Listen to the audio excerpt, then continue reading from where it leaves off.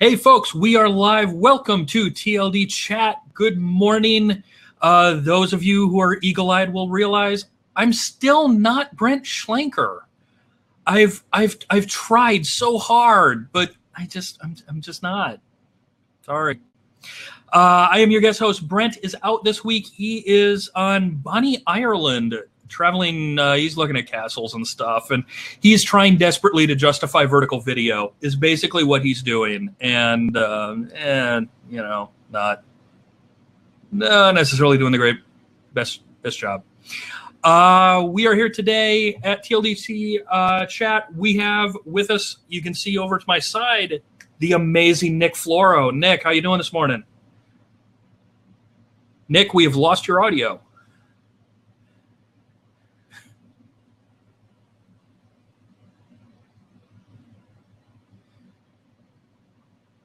All right.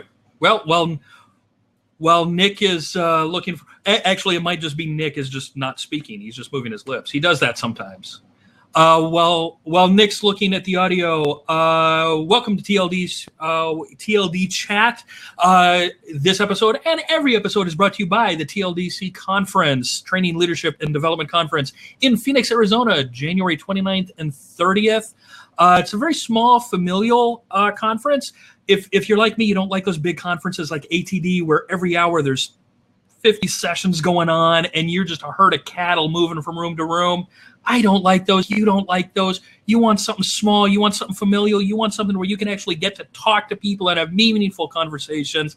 TLDC is the conference for you. January 29th and 30th in Arizona. Craig, thanks for throwing that linky down in the conference or down in the chat right there. And we're waiting for Nick to come back.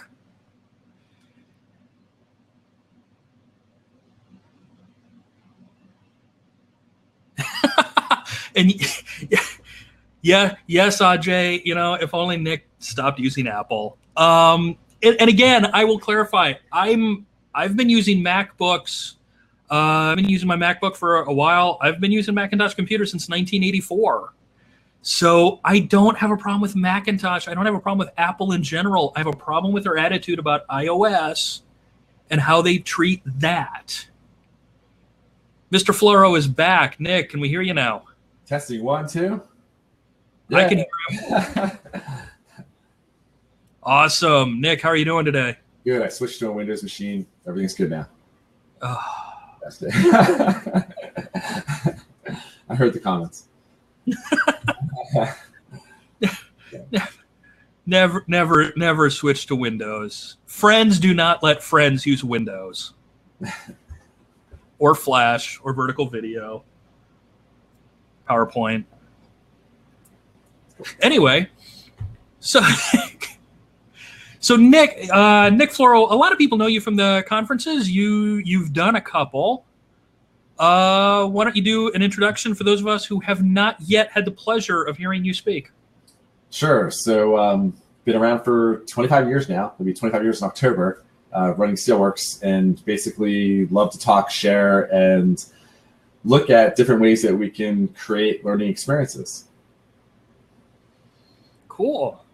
And you are you're like someone special with a guild. You're like the chief. What was the award you got? Marvel Nick Fury award. Yeah. I joined the Guild Masters. Yes, last Focus on. So yes, honored, surprised, very cool, and excited.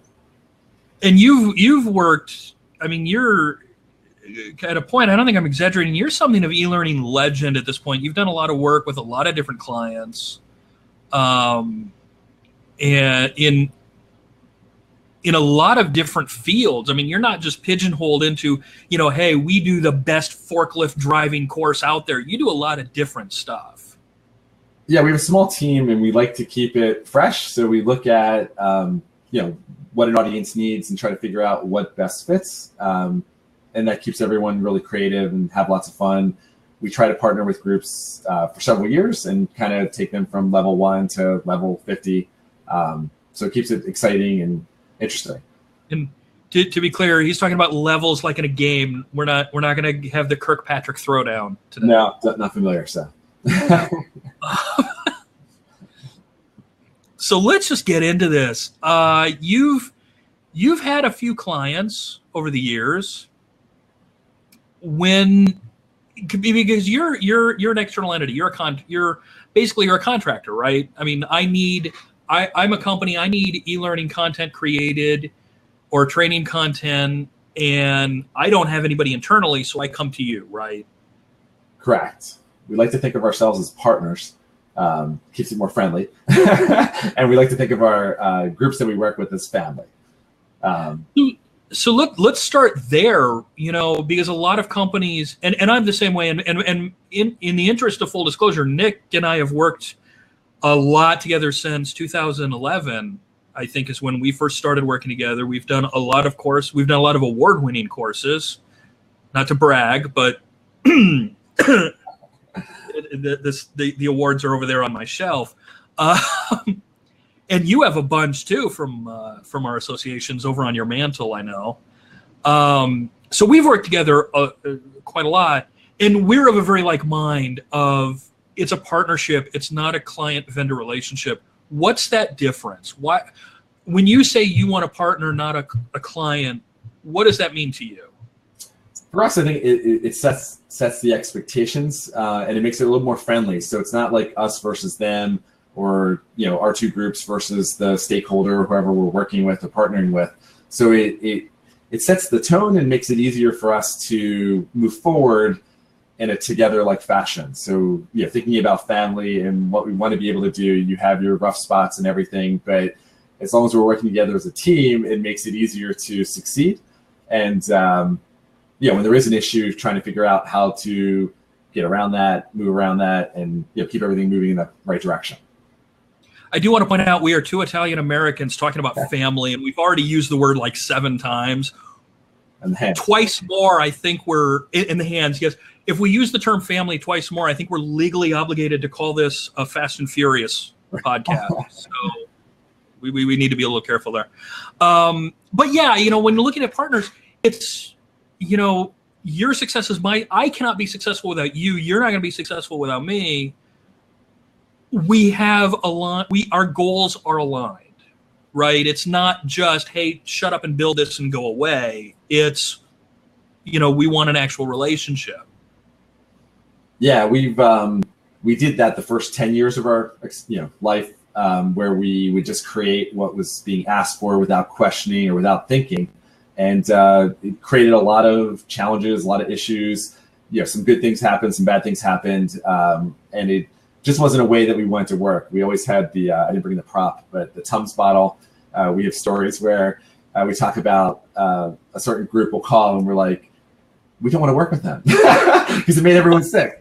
But we still talk to I remember our first group that we worked with, they had us up 20 hours a day, for weeks, and learned so much when we first started the company way back in 1992, that we still have a great relationship with that group. And we actually brought that person inside the company in the past, and still continue to look to figure out how we can work together because we created such amazing things. I have it's a difficult customer. I have no idea who you're talking about. I've never heard of this is for you.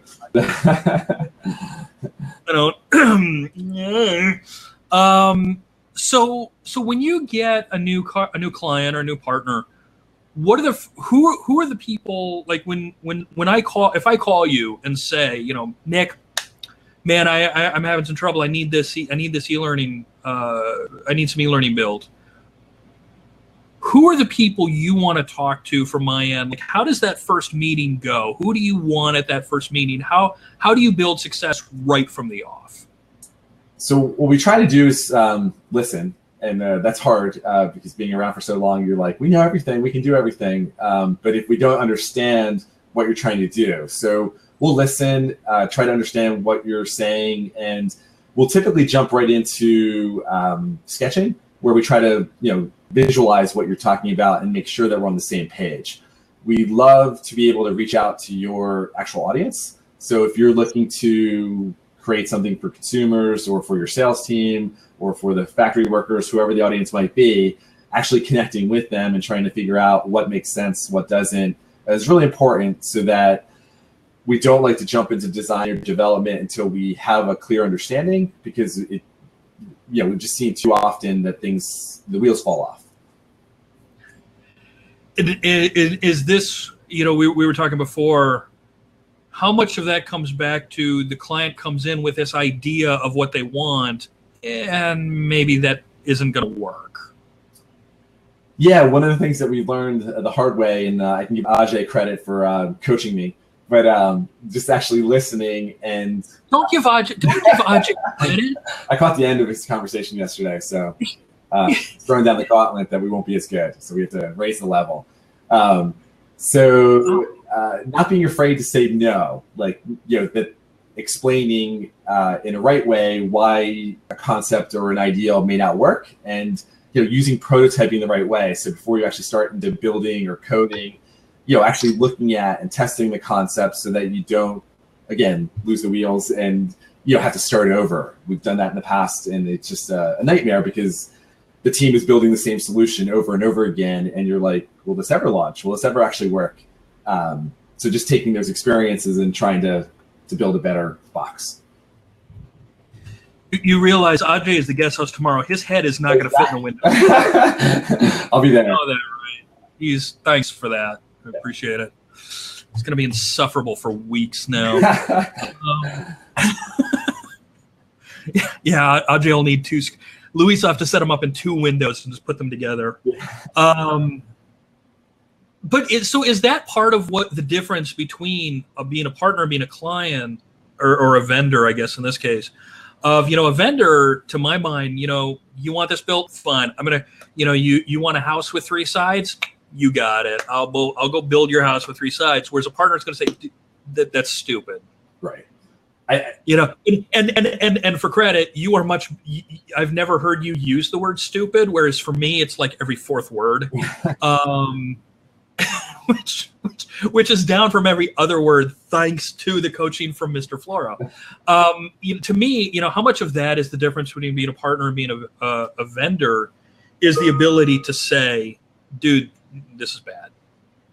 I think there's a big difference there, and I think as a client, stakeholder, partner, that you need to understand that as well, because if you don't, then you're going to get what you asked for, which may not always be the best thing.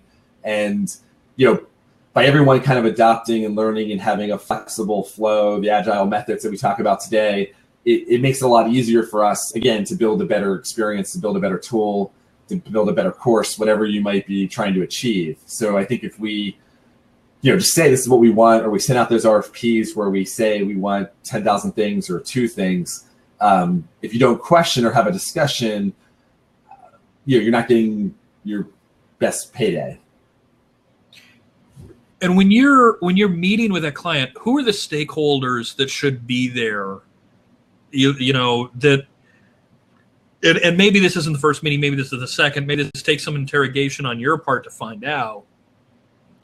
But how do you find out who should be there? And in general, wild terms, who needs to be involved in your meetings to make sure, yes, this is actually what you as an entity want?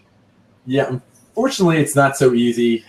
You might hear about it in meeting 2, meeting 10, but it's kind of a discovery process. So as you're kind of walking through and discussing and debating and looking at the different ideals, we're not a forceful team, so we kind of throw it out like, hey, it'd be really great to have feedback from some of your actual users, or who else on the team from your end or your organization actually has a say or has input, or just understanding that whole process so that everyone can be on the same page. And we kind of just, again, visualize that. So whether it's a flow chart, an outline of here are the 10 steps that we need to get from A to Z, and again, just understanding that just helps everyone to better achieve.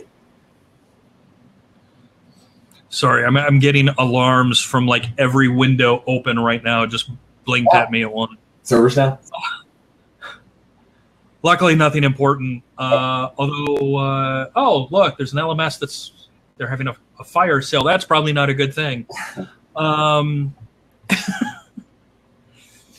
So when you when you're meeting with these people, how do you what are the questions you ask? How do you and I use the term interrogate very intentionally. A lot of people say, interview, or a lot of people say, well, how do I talk to it? No, it's an interrogation. You and I have been in these rooms. It's an interrogation of what do you want? And the example I use when I used to teach CPR, I would always ask, okay, how many people smoke? And I'd see like one hand. No, really, how many people smoke? And you'd see like 2 or 3 hands. Okay, how many people smoke? And half the hands go up in the air, which is, you really have to pull it out of them sometimes. So how do you interrogate your new partners to find out, well, this is what you say you want. What do you really want? Yeah, we use discuss, but we do it more organically, and kind of going in guns blazing doesn't usually work when you're trying to create that partnership or starting out. If it's a relationship where we've been working together for several years, that's cool. I can say, hey, who are the actual teammates, or who on your end needs to do X, Y, or Z, so everyone's kind of on the same page. But what we try to do is kind of find that right partner on the other side, so that it's a team effort again, and your organization, how that can work, and I'll handle my side, you handle your side, and then it harmonizes. It comes together really well, and we're able to get there. We have had experiences where, having discussions over weeks of time where we still don't really know who we're working with, and you've got a couple different choices there. You can kind of go full speed ahead, or we've gone more hesitant, where we kind of try to think about and figure out, well, if we go guns blazing, we're going to run into more problems, and the wheels will eventually fall off. So we kind of put the brakes on and say, hey, we really need to understand this, how or who is going to be working. So whether it's connecting with the LMS team, the LRS team, connecting with the content developers, connecting with the creative department or the marketing department that contains or manages the brand, it's just understanding the players and when we need to bring them in to move forward. So one case we were talking about before is a certain client. We won't say their name. They were a bunch of stu-nods, and they just insisted, because we're morons. They just insisted, what? Hey, look, we have this new element. We really want our client. We really want this content created in a specific tool, which was essentially was Lectora publisher. And we want it built this way. We want it to look like this. This is what we really wanted. And you really argued against that and tried to say, no, you're not going to be happy with what you're asking for. And there's a second half to this story we'll get to in a second. But walk through that first half. Like, how do you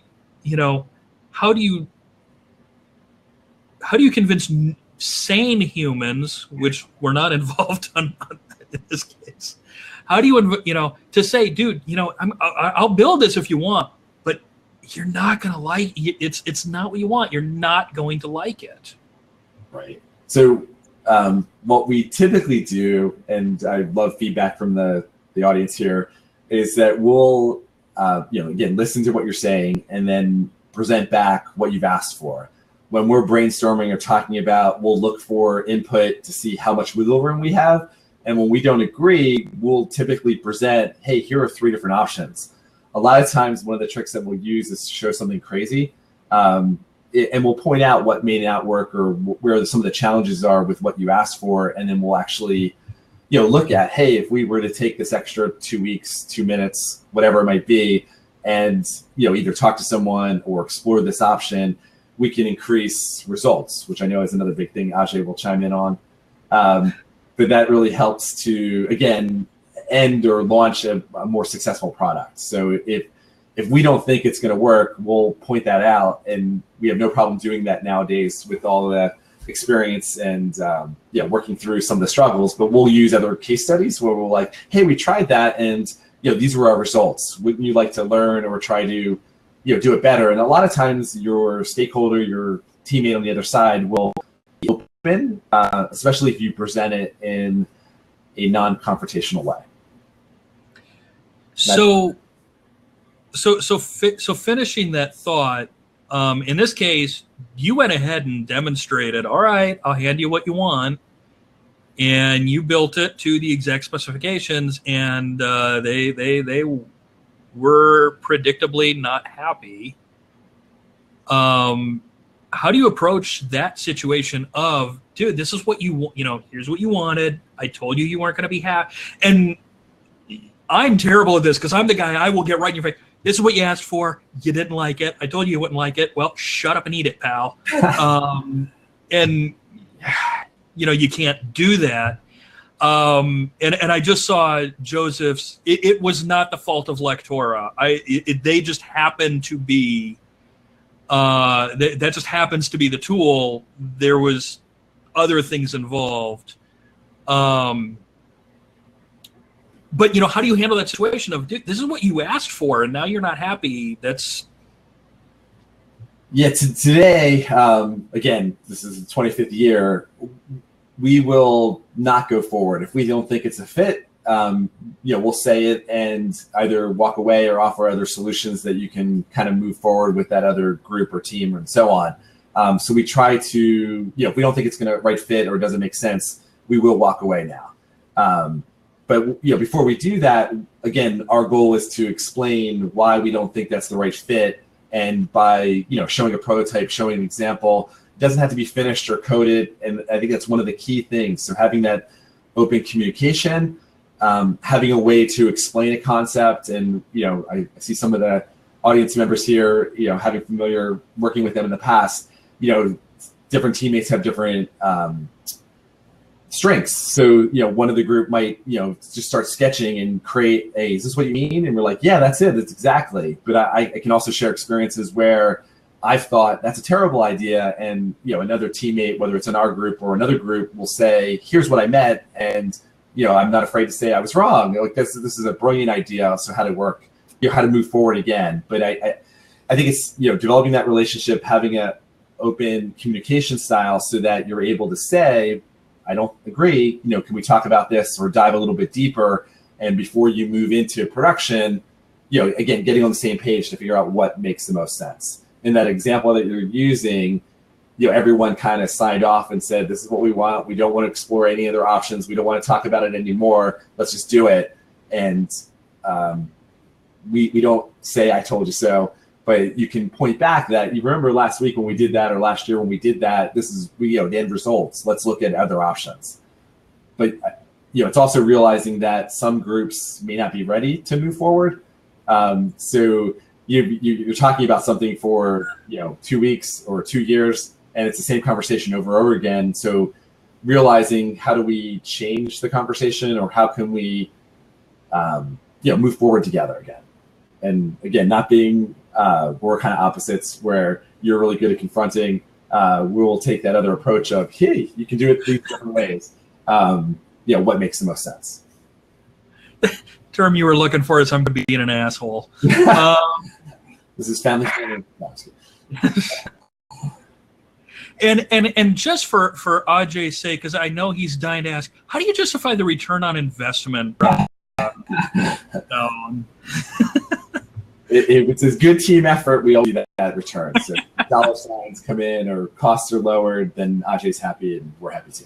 That's right. So there was a question earlier in the chat. There's also some questions down below we'll get to in a moment.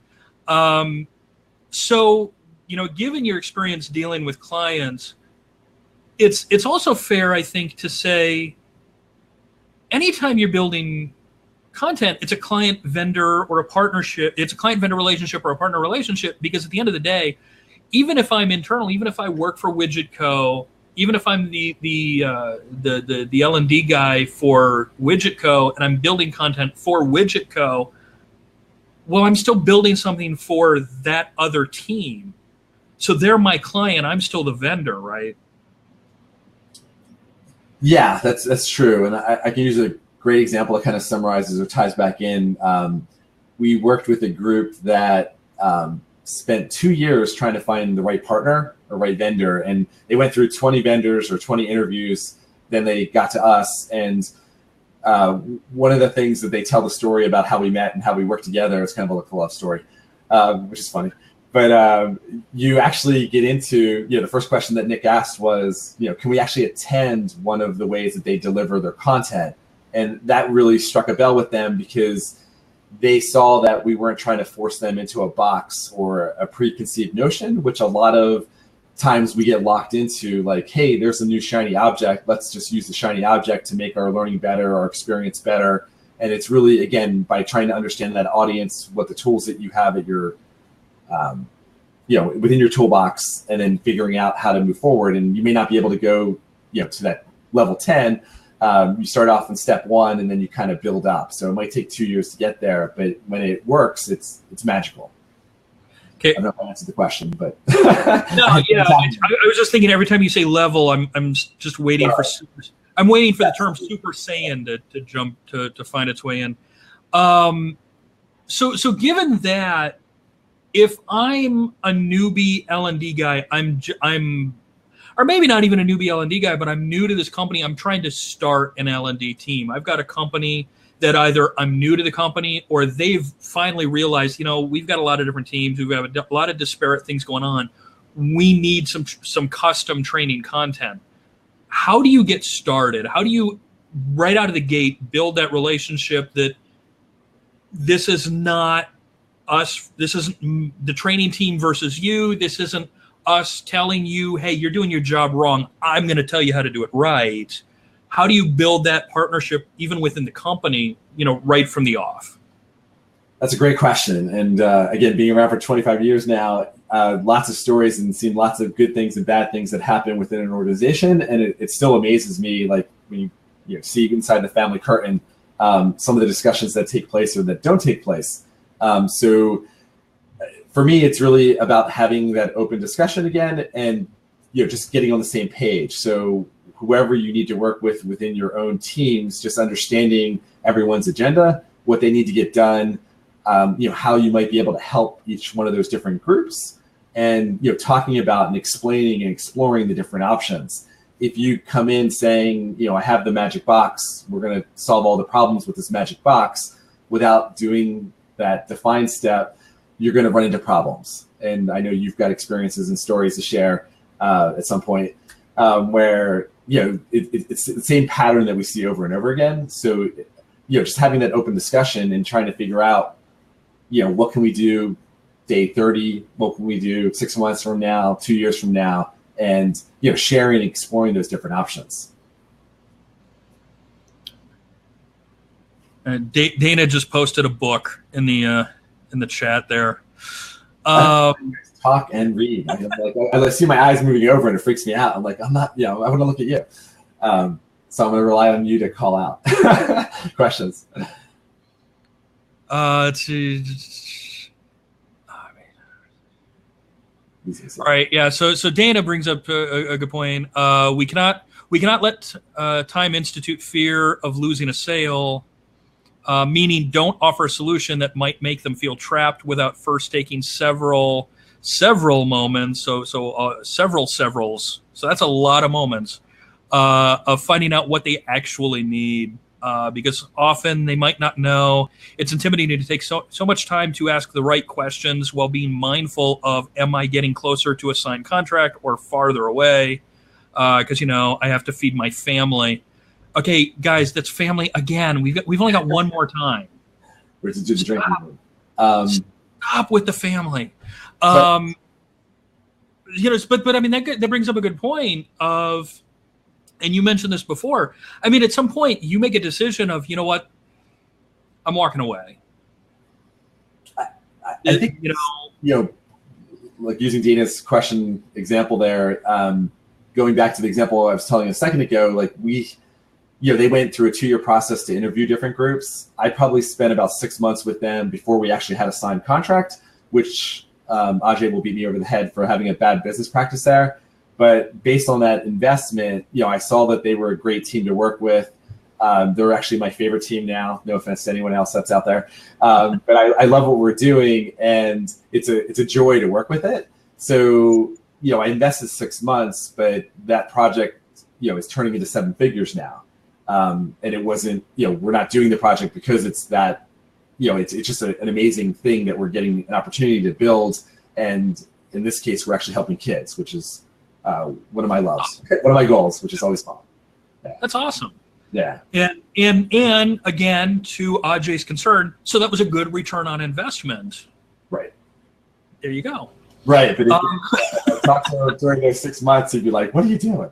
And I think that's also having the team, having that opportunity to explore. So, you as a project manager, a lead, a small group need to understand that if you're not making progress or it's not going in the right direction, to throw in the towel or be able to walk away. And you need to, feed the family, as you mentioned, and, make sure that, again, you're doing what you love. And I go back to a story way back in 2000. I was able to attend the HAL conference, which is a really great conference from a creative side. And one of the things that they talked about, I think it was one of the gentlemen from Pentagon was talking about the triangle and the 3 reasons why you work on a project. 1 is you love the project. 2 is you love the money. And 3 is it's something that you can showcase. And you need to have 2 of the 3 reasons to be able to move forward. And that's something that we kind of adopted, 8 years into our company, but trying to think about, if you just have 1 reason, you need to realize or think about, is it going to help you move forward? And right. And we, and we see that all the time. You look at Hollywood, for example, they'll do movies that maybe they don't expect to do that great. Or even TV shows or movies. Mighty Morphin Power Rangers is an amazing example of they never expected the TV show or the movie, especially, they never expected the movie to make bank, but they knew damn well they were going to sell all kinds of toys. So it was something that, they enjoyed doing, and it was something they could showcase, or more, it was maybe not showcase, but it was marketing for something else. Right. It acts as a launching platform. So now they're able to create movies 2, 3, and 4. They might have a new animation that comes out. Yep. We look for those same parallels. So we launch a good product. We may have an opportunity to do step 2, step 3. Another example, we worked with a group where we had an opportunity to build something big. They're like, you guys are too small. So we built the small things and then eventually had the opportunity to build the big thing, which is fun. And you look at that, and they've been milking the Power Rangers for, good God, 25 years now. It's time for our commercial break. Yeah. And for the record, yes, Kimberly was the best Ranger. Let's just accept that reality. And yeah, Ajay just noticed, and I'm noticing too, Nick, you're getting much more. Either you're getting much more pixelated, or there's a bandwidth issue. It's one of the two. I'm not sure which, but it is clearing up now, so I'm not sure what's going on. Ajay, you should never stop drinking. So we are at the half-hour mark, so we'll do our quick little station identification. For those of you who joined late, welcome to TLDChat. I'm still not Brent Schlenker. It's been 2 days, and I've tried really, really hard to be Brent Schlenker. I've even tried making a Brent Schlenker mask, but it didn't work. So I am your guest host today while Brent is off in Ireland checking out castles and trying to justify vertical video. Today we have our special guest, Nick Floro, and today and every day is brought to you by the TLD Conference, Training, Leadership, and Development Conference in Phoenix, Arizona, January 28th and 30th, which is great fun, I am being told. It is also, like I said earlier, it's it's a smaller conference. If you're not into the huge conferences like ATD, where you've got thousands of people, and 20, I think the last ATD conference I looked at, I didn't go to it because it was like 29 sessions every hour. That's too much. That's too much stuff. I'm going to miss more than I'm ever going to get to see. Everyone's rushing from place to place. You're not going to have a chance to have a talk with people, to have those hallway conversations that I find to be the most valuable part of a conference. This is a small conference. You are going to have hallway conversations all over the place. They are installing new hallways just to accommodate your conversations. That's how dedicated these folks are. by the way, I can't actually substantiate the claim that they are building new hallways, but you will have a chance to talk. You will have much more of a chance to have that familiar. No, I can't say that word. To have those more intimate settings and more intimate discussions. Because again, if I use that F word one more time, we're legally obligated to call ourselves too fast, too furious, or too training, too learning. I don't know. I have to start dragging out my ending vowel sounds if I do that. I will chime in or connect off that. I had the opportunity to attend the first conference that Lewis and Brent put together, and thought it was amazing. It's a great opportunity to, as you mentioned, have that family type sharing and telling and looking at, what's possible. But because it's smaller groups, it gives you more opportunity to dive in, have those close conversations, and great opportunity to learn. Yes, as Ajay points out, 2 Italian Americans walk into a web chat. And let me just say, between the two of us, I think we deserve an award for how little our hands have found their way into the screens. I keep talking this. That's probably what's offering my pixelization on my side. Like the hands are too close. That's why it's hand blur. All right, so we do have some questions down, and unfortunately, I cannot do the answer question thing. So I know we have answered a couple of these. We have addressed these. I just can't mark them as answered. One question comes from Adam, which how can a company be a good client or a good partner? What makes for so we've heard your idea of what a good client or a good partner is. How do you look at a company and say you're a good client or a good partner, or oh God, why? I think it's that same ideal of just like when we have a relationship, it's understanding, what each group needs and having that conversation, being open and listening as well. But you know best what's great for your audience or your team. So, just being open and having that conversation. What drives me nuts personally is, and Adam's never done this, is when you're working on a project and you have information that doesn't get shared till later. So I want to know everything as soon as you know it, so that I'm able to help you, better positioned, flip or pivot is the magic word we use today, to kind of redirect or change flow, so that, again, my goal was always to launch the best, most successful thing that can happen. It doesn't happen that way. That makes me really upset. That we failed. We didn't do our job, and if you're not looking good, if we're not winning awards or helping your audience, that hurts. You made a comment of and it's not even necessarily intentionally withholding information. I can remember a conversation of, oh, well, is this going to work on mobile? Well, no. Oh, well, yeah, we need it to work on mobile. We just took for granted. You can't take anything for granted. If you want something, you have to make it clear. This is what I want. You're the project manager or the other team or whoever's working on it. Like, that's a great question. Like, we always hear, we want mobile, and it's kind of died off over the last several months. To just assume it's there now. But it's understanding what the need is. So does your audience actually need mobile? Do they have mobile devices? What does that mean? We built mobile things that don't actually work inside the LMS because the systems aren't up to date. So I know you can share on that as well. So again, understanding, we can do it. We can make this. I love the example where we built something back in the 90s that is still so amazing to look at, and I'm like, wow, this is really cool. But it, because it's built on standards, it just makes it more flexible. So just kind of figuring out what makes sense.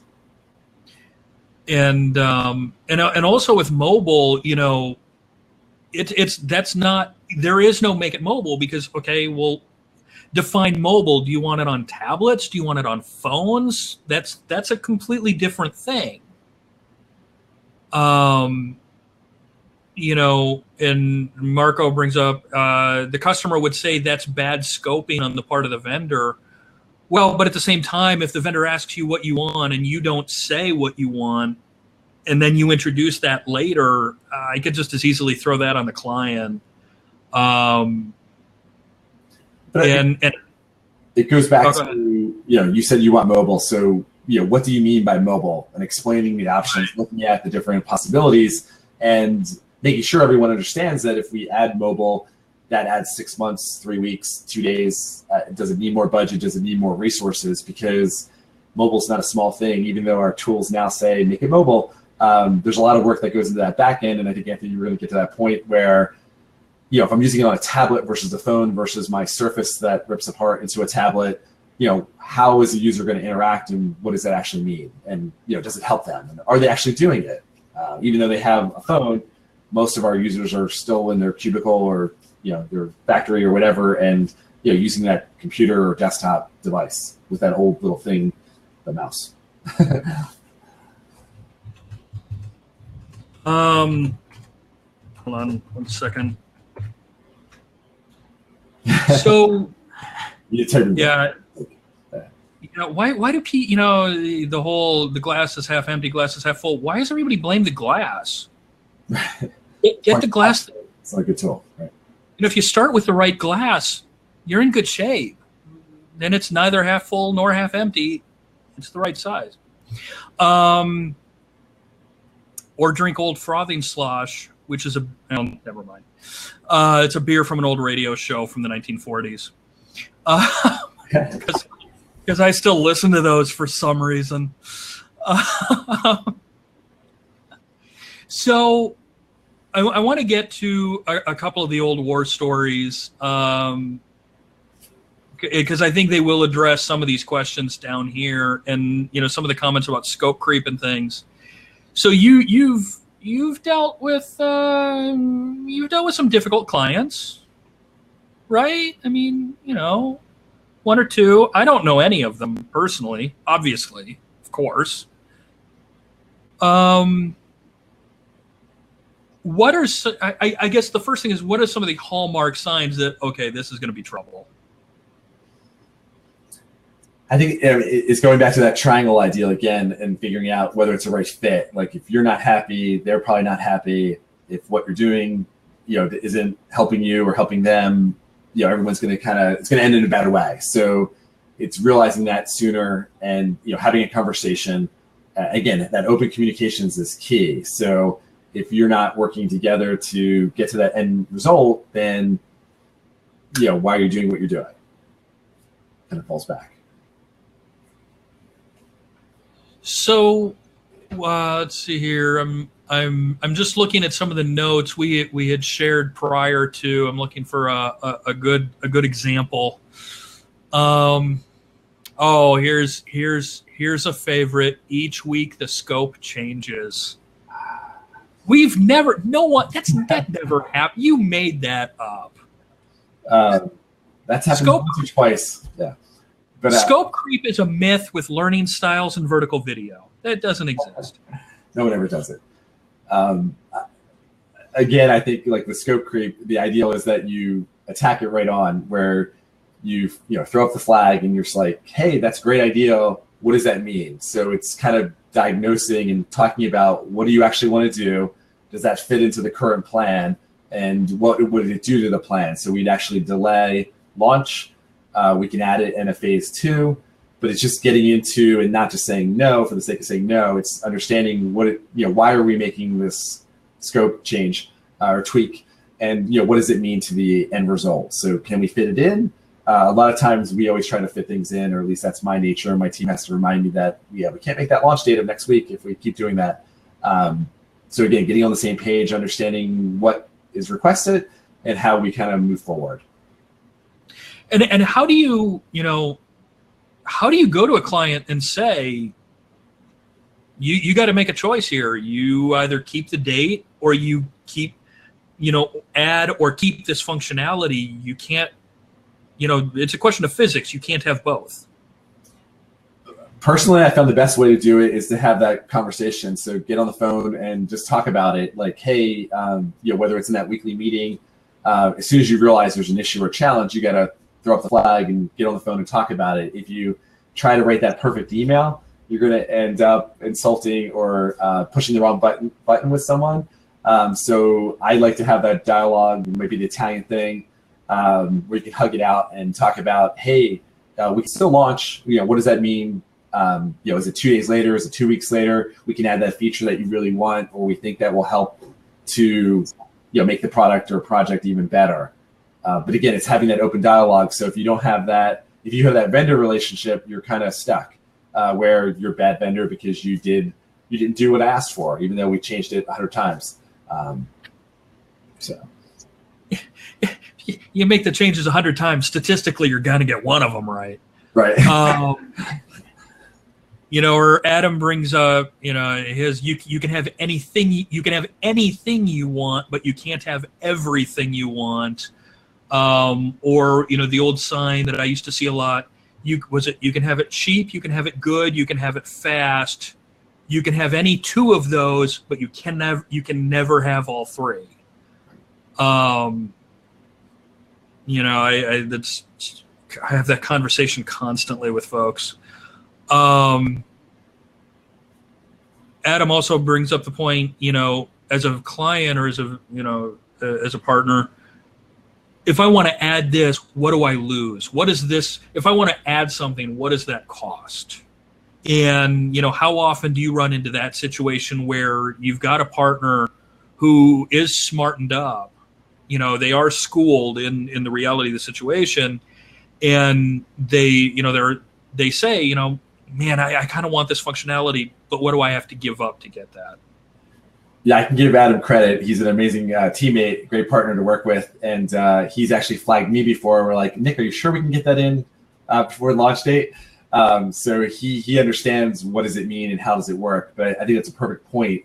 Just kind of having that open conversation again, explaining, hey, this is not a problem, but it's going to add 2 weeks, or we don't really have enough information to explain why that may or may not work. So how do we, do the analysis that's necessary to make sure that that's a fit, and how does that impact? So a lot of what we do today is more in the software side, developing apps or projects, and just being able to understand, we're constantly launching. So we're going to launch on August 1st, and then we're going to do an update August 15th and September 1st and so on. So it's a continual cycle where you're iterating. So I think if people understand that shift, in the old days, we'd build a course or a thing and it would launch and it would live for 2-3 years. I would love to hear feedback, but that doesn't really happen that often, or at least in the projects that we've been working on. Things are constantly changing and moving. So we need to have that flexibility built into the solution to be able to kind of change and pivot with the needs of your audience. And how often, and again, you and I've had this conversation of, you kind of, when you working on a project, you want to future-proof it to a degree that you don't want to make a decision today that precludes decisions tomorrow. Yeah, that's a great point. I think that is a discussion that you also need to have at the beginning of a project to explain that, hey, we're going to take 6 weeks to do this. Someone else may be able to do it in 4 weeks, but by us taking those extra 2 weeks, we will be mobile ready. We'll be able to swap it out next week or change something or adapt, or so we'll have that discussion up front of, how often does it need to change, whether it's content, whether it's adding a new thing, whether it's on the back end. We have 100 users today, but next week we're going to have 1 million. So how can we scale? But that's asking the questions and understanding, and working with you, Anthony, you've always done a great job of that.